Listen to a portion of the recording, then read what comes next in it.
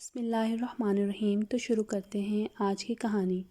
آئمہ جلدی سے تیار ہو جاؤ، میں تمہیں بازار چھوڑ آتا ہوں، ہادی نے جلدی سے اسے پکارا۔ اچھا بھائی، ایسا کرنا کہ رستے میں ثنا کے گھر 2 منٹ کے لیے بائک روک لینا۔ ثنا کے گھر کے سامنے اچھا ایک دم اس کے چہرے پہ مسکراہٹ دوڑ گئی۔ کہنے لگا، آئمہ مجھے اس کا نمبر تو دو، اچھی لگتی ہے۔ یہ الفاظ کہہ کر اس نے کہکا لگایا۔ چل بدتمیز، بائک نکالو، پہلے بہت دیر کرتی ہے، اور رہی بات نمبر کی تو موبائل اس کی امی کا ہے، اگر تمہیں اتنی پسند ہے تو رشتے کی بات کر لیتی ہوں، چلو میری بہترین دوست میری پاپی بن جائے گی۔ آئمہ نے بھی مسکراتے ہوئے جواب دیا۔ ہادی نے جب یہ سنا تو دل ہی دل میں کہا، کوئی بات نہیں، جب موبائل لے گی تو نمبر آ ہی جائے گا۔ اس نے بائک سٹارٹ کی اور کچھ دیر میں ثنا کے گھر پہنچ گئے۔ آئمہ فوراً بائک سے اتری اور اندر چل پڑی۔ جاتے ہی اونچی آواز میں السلام علیکم کہا اور ثنا کو آواز دینے لگی کہ تم تیار نہیں ہوئی، جلدی کرو، عصر کا وقت ہے، ہمیں ٹائم لگ جانا ہے بازار میں۔ ثنا نے کہا کہ آئمہ 2 منٹ بیٹھو، میں بس عصر کی 4 رکعت پڑھ لوں۔ اف یار، آ کر پڑھ لینا، ہادی باہر انتظار میں ہے، بس جلدی سے چادر لو اور چھوڑو نقاب وغیرہ۔ ثنا نے کہا، پلیز یار، میں 2 منٹ میں آئی، نماز قضا ہو گئی تو اللہ پاک ناراض ہوں گے، یا میری آج موت آ گئی تو میری کیا تیاری ہوگی؟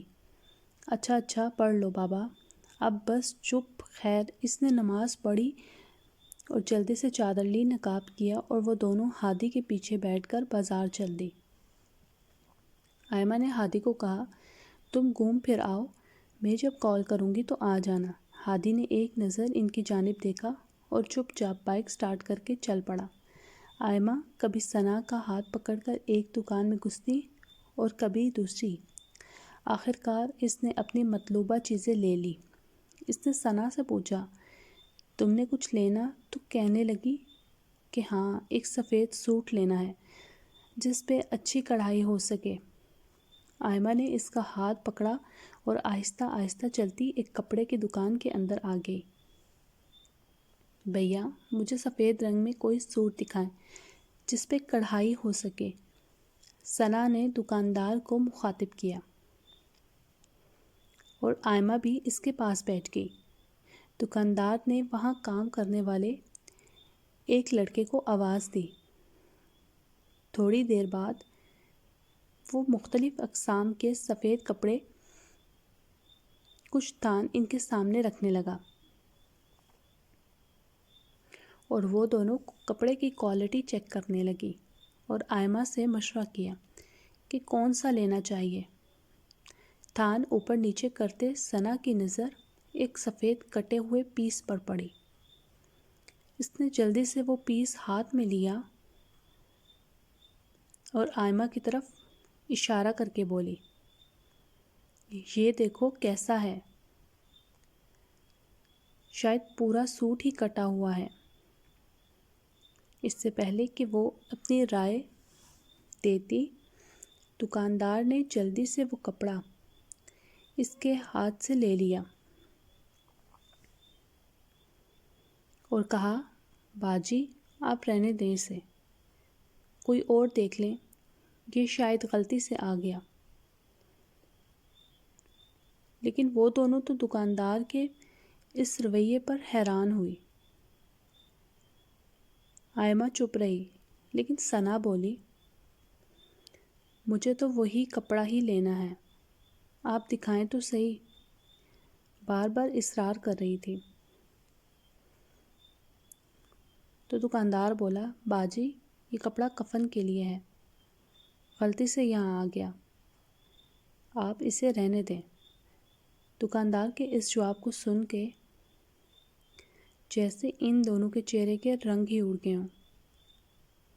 اگلے ہی لمحے ثنا نے اپنا پرس اٹھا کے دکان کے باہر نکل گئی اور آئمہ نے اسے آواز دی، ارے رکو، مجھے تو آنے دو۔ لیکن دکاندار بھی آوازیں دینے لگا، باجی بات تو سنیں باجی۔ آئمہ نے آج سے پہلے اسے اتنا پریشان کبھی بھی نہیں دیکھا تھا۔ وہ بہت تیزی سے چل رہی تھی اور وہ لگ بھگ بھاگتی ہوئی اس سے جا ملی۔ اس نے ہادی کو جلدی سے کال کی۔ وہ پہلے ہی اس کے انتظار میں مطلوبہ جگہ پر کھڑا تھا۔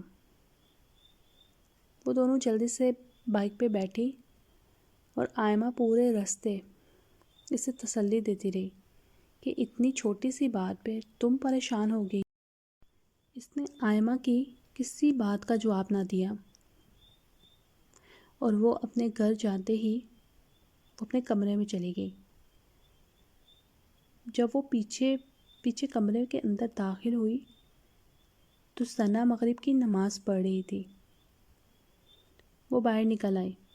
اس نے ثنا کی حالت کا اس کی امی کو کہا اور ہادی کی وجہ سے وہاں سے نکل آئی۔ اگلی صبح ثنا کی امی نے اس کے اوپر سے کمبل ہٹا کے جلدی سے اٹھایا۔ وہ گھبرا گئی۔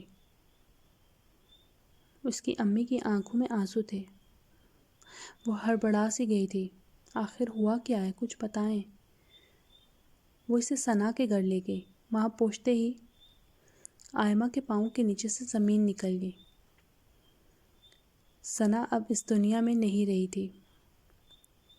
گھٹنوں کے بل اس کی لاش کے پاس بیٹھ گئی۔ دماغ کی نس پھٹنے سے اس کی موت واقع ہو گئی۔ حیرانی اور پریشانی کے عالم میں آئمہ کے اندر سے ایک چیخ نکلی اور اسے بعد میں وہ اپنے حواس میں نہ رہی۔ جب ہوش آیا تو امی آخری دیدار کے لیے اس کے پاس گئی۔ کل جو سفید کفن لے کر اس سے دور بھاگنے کی کوشش کر رہی تھی، آج وہی کفن اس سے لپٹا تھا۔ انسان اس دنیا میں اتنا مصروف ہوتا ہے کہ اسے پتہ ہی نہیں چلتا کہ اس کے کفن کا کپڑا بکنے کے لیے بازار میں آ گیا ہے۔ آئمہ بے سود اسے جنازے کے لیے لے جاتا دیکھ رہی تھی۔ اس کے جسم میں اتنی سکت نہیں تھی کہ وہ اسے روک پاتی۔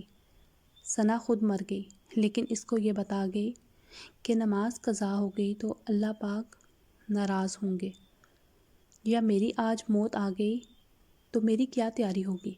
اللہ ہمیں نماز پڑھنے کی اور نیک اعمال کرنے کی توفیق عطا فرمائے۔ آمین۔ اگر کہانی پسند آئی ہو تو لائک کریں، شیئر کریں، KJ وائس آفیشیل کو سبسکرائب کریں اور بیل نوٹیفیکیشن کو آن کریں تاکہ آپ کو ہماری نئی آنے والی ویڈیوز ملتی رہیں۔ شکریہ۔